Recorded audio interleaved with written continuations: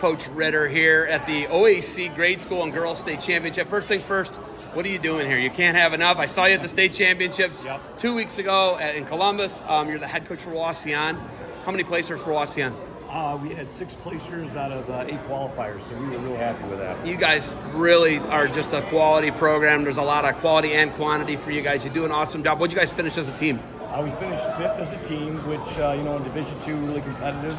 We were pretty happy with that. Of course, we'd love to finish higher, but we were very happy with the 5th place finish. So Wauseon Indians out of Northwest Ohio, you guys are, and this is from the ground level up. You guys are in a really tough league. I just talked to the Delta coach. They're in your league, so they're quality. But what's it mean to have from the youth level on up to the high school, how you guys are? You're deep. How many kids are here for you today?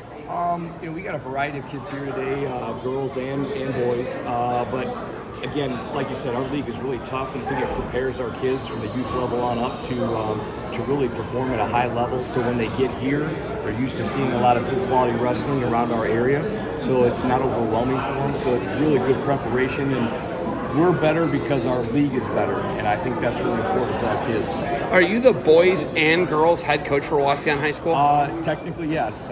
We do have a girls coach on staff, but they practice with the boys, so it's kind of a combination. When we're split, we do have a coach that goes with the girls, and I'm with the boys. So this is really the first year for our girls program at the high school, so it's a little bit of a learning process for us. You said you are coaching some girls today. Who is your girl here today for Wauseon? Julia Lugabell.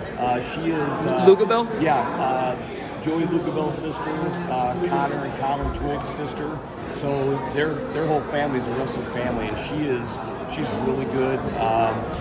Comparing her to another girl we had in our program, Michaela Campbell, is a very strong comparison. Michaela was a great youth, junior high and high school wrestler, and I think Julia is on pace to be the same thing. And Michaela never got to wrestle in just a girls' championship at the OHSAA level. It wasn't sanctioned. She was out for 3 or 4 years by the time they sanctioned. Was last year. 2023 was the first year for the girls' tournament. Yeah.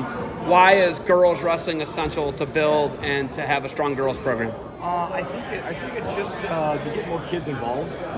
Even our boys have a real good relationship with our girls program, and they're supportive of it. So I just think it will help grow the sport in general, whether it's girls or boys.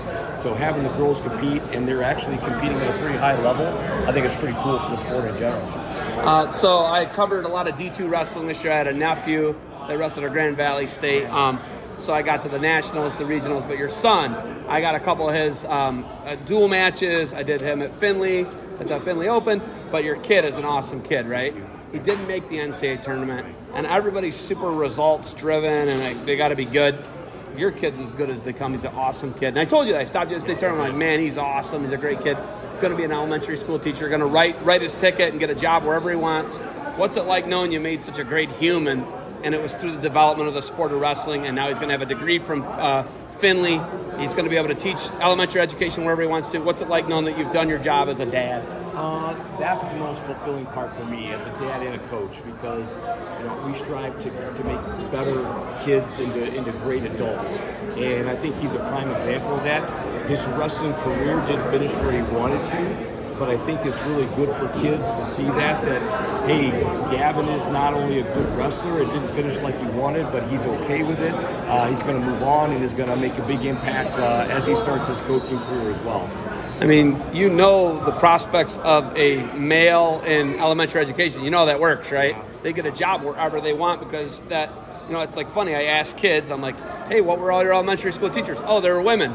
So there's a huge shortage of men, and it's a huge demand. So he's going to do whatever he wants, and he can move to California and do that if he wants to. He can stay here. He can come to Ohio, wherever. He told me the plan was to move back to Wauseon. Will he take over for you? Have you guys talked about that at all?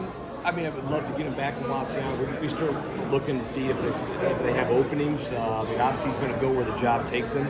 We'd love to have him there. He wants to coach at Wauseon. I think eventually he probably would like to take over for me. I'm not really ready to step away. I love coaching. Obviously, I'm here watching the youth kids, and so my involvement is still there.